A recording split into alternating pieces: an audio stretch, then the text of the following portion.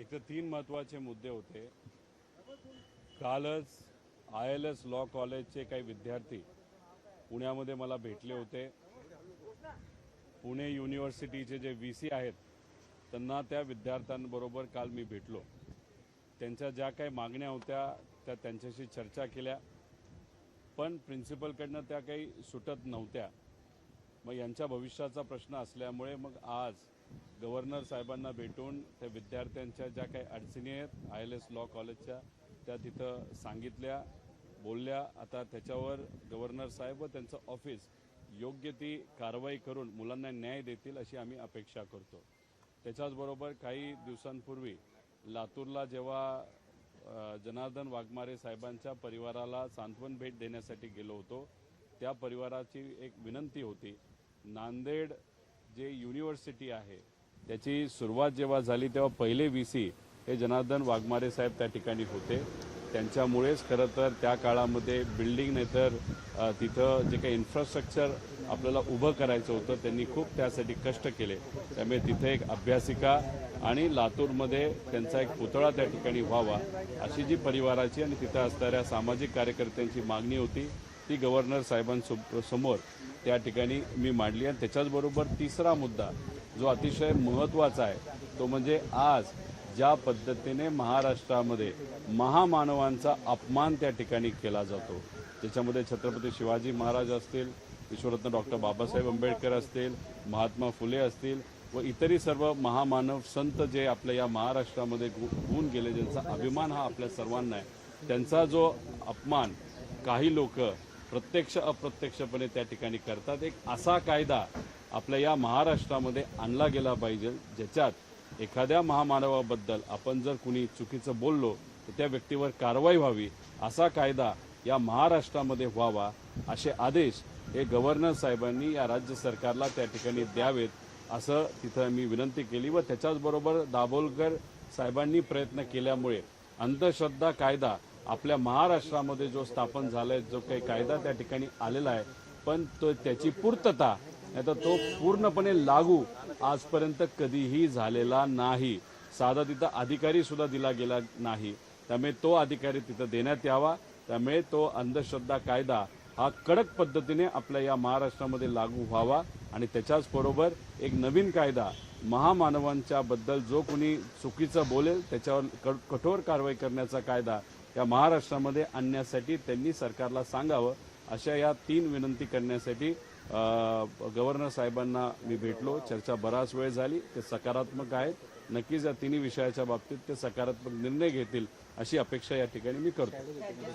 बोंधू बाबांची प्रकरणं वाढत आहेत म्हणून तुम्ही या स्वरूपाची मागणी केलेली आहे का? कारण एका मागोमाग एक नाही दुसरा नाही, खरात बाबापासून सुरुवात झाली तर ही पुढे रीच त्याची ओढली जाते। नाही आता बघा ना, म्हणजे खरात हे एक प्रकरण धरलं तर नंतर परत अजून एक प्रकरण घडलं, परत तिसरं कुठलं ते प्रकरण घडलं। त्यामुळे हे बोंधुगिरी जी काय या महाराष्ट्रामध्ये त्या ठिकाणी वाढत चाललेली, त्याच्याचबरोबर आपण जर बघितलं काही मध्य प्रदेशचे बोंधू बाबा म्हणजे काय बोंधू बागेश्वर बाबा महाराष्ट्रामध्ये येऊन महामानवांच्या विरोधात बोलतात, इथल्या संत परंपरेच्या विरोधात त्या ठिकाणी बोलतात। त्यामुळे अशा पद्धतीने जो येतो तो महामानवांच्या विरोधात त्या ठिकाणी बोलतो, हे चुकीचं आहे।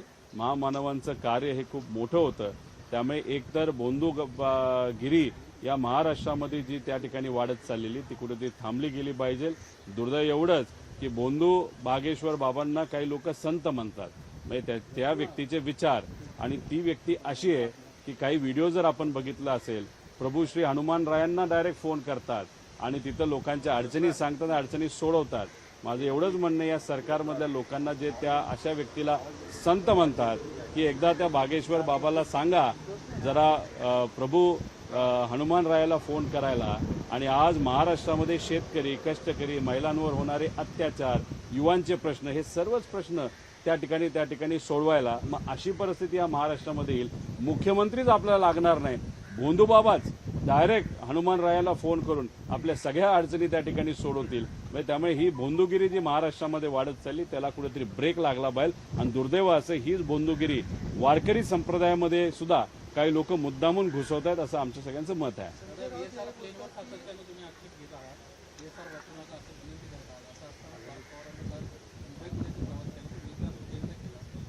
एक तर पार्थ पवार जे VSRले त्यांनी प्रवास केला त्यांनी ती चूक केलीच होती. काल जेव्हा कौटुंबिक चर्चा होती रेवतीच्या लग्नाच्या बाबतीतली तेव्हा तिथं तो आल्यानंतर मी त्याला विचारलं. त्यांनी मला सांगितलं की त्याच्या कार्यालयाकडनं ती चूक झालेली आहे. त्याचा कार्यालय अशा काही लोकांशी संपर्कात होतं, नाही तर त्याला आपण विमानाचे एजंट म्हणतो, जे भाजपच्या नेत्यांचं तिथं विमानाचं बुकिंग करतात आणि तिथं एक विमान 30-40 मिनिटं उशिरा येत होतं. पर्याय म्हणून मग दुसऱ्याला फोन करून तिथं त्या विमानात बसल्यानंतर त्याला ते त्या ठिकाणी कळलं.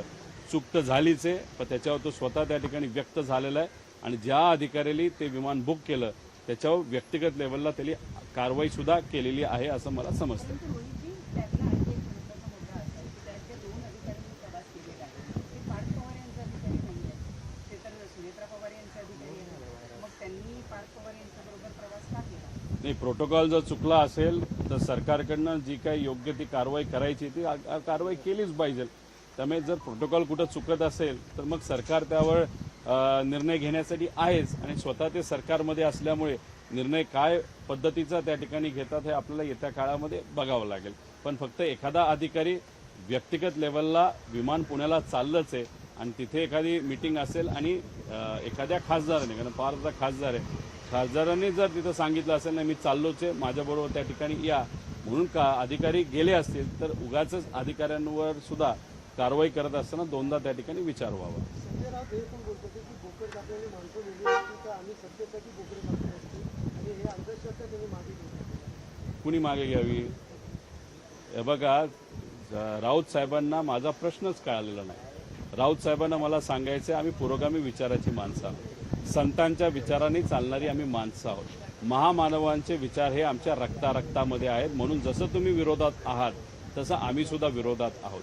आमचं एवढंच म्हणणं आणि मी सातत्याने हेच सांगतो की काळी जादू आणि असं बोकड कापणं वगैरे याच्यावर आमचा विश्वास नाही. पण मी जे बोलत होतो, जे लोक बोकड कापतात, जे काही अशी काळी पूजा करतात, त्या काळ्या पूजाच्या मागे आणि त्यांच्या विचाराच्या मागे हेतू काय, हा हेतू समजून घेणं महत्वाचं आहे. एखादी बौद्धिक कॅपॅसिटीज कमी असल्यामुळे ते भोंदूगिरीच्या नादी लागतात आणि हे बोकडं बिकडं कापत कोंबडे कापत त्या ठिकाणी बसतात. पण मग ते कोंबडं कापतात नाही तर बोकड कापतात नाही तर काळी पूजा करतात नाही तर आपली बोटं कापतात आणि काळ्या बाहुलीवर ते रक्त सांडतात. तर त्याच्या मागे हेतू काय हे मी समजून घ्या हे त्या ठिकाणी बोलतोय. कारण कदाचित राऊत साहेबांना हा विषय कळला नसेल त्यामुळे मी त्या भोंदूगिरीवर विश्वास ठेवत नाही.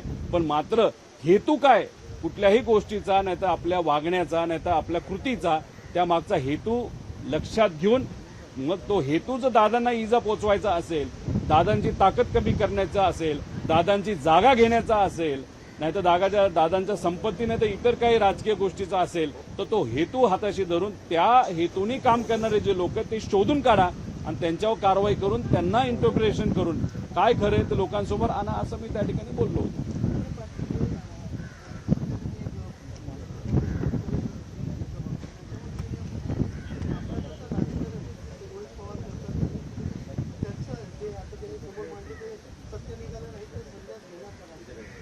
एक तर विखे पाटील साहेबांना काय होतं हे मला माहिती. 15-20 दिवस गप बसतात आणि बोलतात ते माझ्यावरच बोलतात. तुम्हाला जर काय करता येत नसेल तर गप तरी बसा.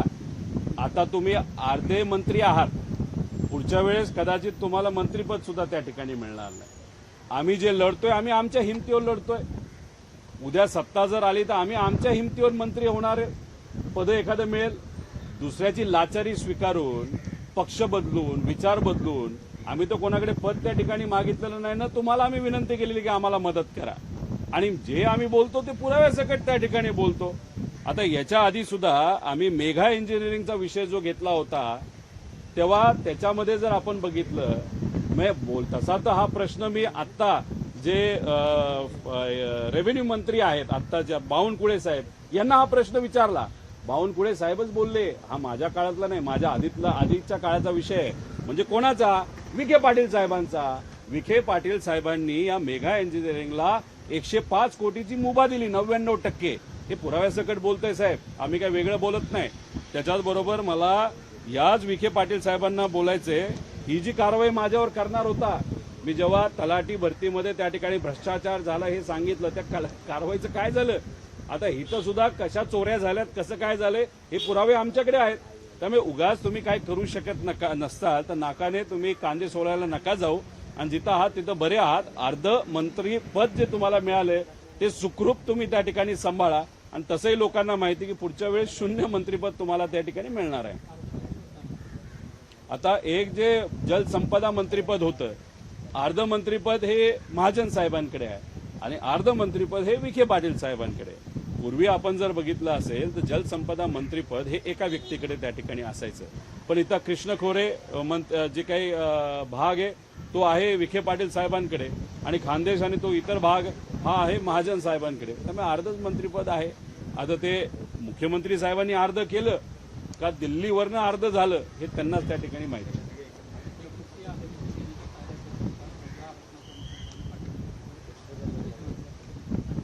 त्यांना मला एवढंच सांगायचं आहे की महाराष्ट्रात हा विषय घेऊन होणारच नाहीये. हा होणार आहे तो दिल्लीत होणार आहे. दिल्लीतून तुम्हाला आदेश आला म्हणून इथं तुम्ही 1 दिवसाचं अधिवेशन त्या ठिकाणी घेत असाल, मला त्यांना विनंती करायची आहे की घेतच आहात ना, मग शेतकरी कर्जमाफीचं तुम्ही घ्या. 1,00,000 कोटी मराठी कॉन्ट्रॅक्टरचे जे बिलं प्रलंबित आहेत त्याचा मुद्दा घ्या. महिलांवर अत्याचार बलात्कार त्यासाठी तुम्ही त्या ठिकाणी घ्या. सामान्य लोकांसाठी तुम्ही अधिवेशन घेणार नाही, पण तुमच्या दिल्लीतल्या नेत्यांनी हिज मास्टर व्हॉइसनी तुम्हाला सांगितलं आता अधिवेशन घ्या, कारण का आपला खेळ फसलेला आहे. डिलिमिटेशन बिल आपलं हाणून पाडलेलं आहे. त्यामुळे लोकांमध्ये चर्चा आता भाजपच्या विरोधात सुरू झालेली आहे. लोकांना कळलं की आता भाजप हारायला लागलेलं आहे. त्यामुळे ह्याच्यावर कुठेतरी एक पांघरून टाकण्यासाठी वातावरण वेगळ्या अर्थाने त्या ठिकाणी करा म्हणून कदाचित ते घेत असतील. पण माझं एवढंच म्हणणं आहे, 1 दिवसाचं कशाला घेता, 10 दिवसाचं घ्या, आणि मग बाकी इतर महत्वाचे विषय सुद्धा त्यात आपण चर्चेत आणू.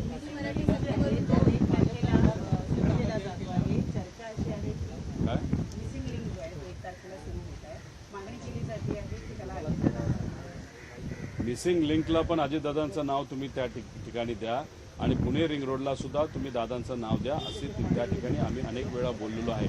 पण हे सरकार त्या बाबतीत काय करते हे सांगता येणार नाही. कारण शेवटी काय आहे, सरकारला फक्त काय करायचं, राजकारण करायचं आहे. म्हणजे बारामतीला असणारं जे मेडिकल कॉलेज आहे त्याला पुण्यश्लोक अहिल्यादेवी होळकरांचं नाव अभिमानाने हे अजितदादांनी सगळ्यांनी पाठिंबा दिल्यानंतर त्या ठिकाणी दिलं गेलं. पण मध्ये तुम्ही जर बघितलं कोणाचीच मागणी नसताना त्या कॉलेजच्या खाली असणारं एक छोटंसं जे हॉस्पिटल आहे त्या हॉस्पिटलला दादांचं नाव दिलं, आणि एक वेगळाच वाद तिथं हुके का हाके का कोण आहेत त्यांनी त्या ठिकाणी निर्माण केला. म्हणजे सरकार हे मागणी नसताना नाव दिलं. मग 29ची तयारी भाजप त्या ठिकाणी वाद लावून करते का काय असं आमचं मत आहे. त्यामुळे ज्या गोष्टीची मागणी नव्हती त्या गोष्टीला तुम्ही तिथं नाव देता, नाही ती पुढं करता.